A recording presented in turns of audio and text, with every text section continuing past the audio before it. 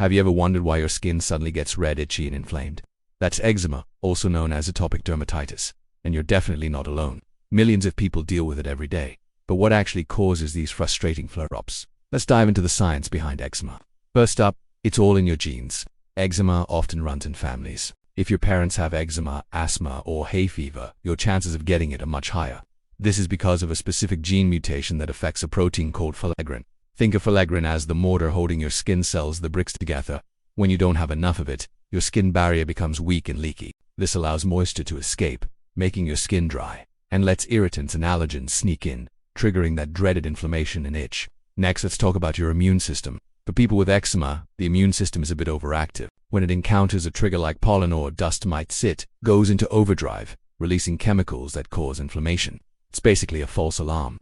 Your body thinks it's under attack from something harmless and responds by making your skin red, swollen, and super itchy. It's a case of friendly fire where your own defense system is causing the problem. So, what are these triggers I mentioned? They're everywhere in our environment and are a huge piece of the puzzle. Common culprits include certain soaps, detergents, and shampoos that strip your skin of its natural oils. Fragrances and perfumes, even in so-called gentle products, can be a big no-no. Changes in weather, especially dry, cold air, can suck the moisture right out of your skin. On the other hand, sweating in hot, humid weather can also irritate it. Allergens are another major trigger.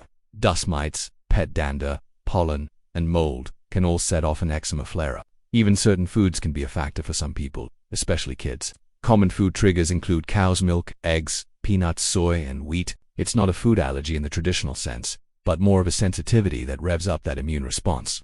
And we can't forget about stress. Ever notice your skin gets worse when you're anxious or overwhelmed?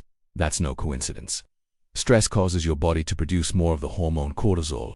In short bursts, cortisol is helpful, but chronic stress leads to sustained high levels, which can suppress the immune system in some ways but promote inflammation in others, making your eczema much worse. It creates a vicious cycle. Stress causes flare-ups, and the flare-ups cause more stress. So, to recap, eczema is a complex mix of genetics creating a weak skin barrier, an overzealous immune system, and a whole host of environmental and lifestyle triggers. Understanding what causes your personal flare-ups is the first step to managing them. It might be a detective game of figuring out your specific triggers, whether it's the new laundry detergent, the winter air, or a stressful week at work. Managing eczema is all about a two-pronged approach, healing your skin from the outside in with good skincare and calming the inflammation from the inside out by identifying and avoiding your triggers.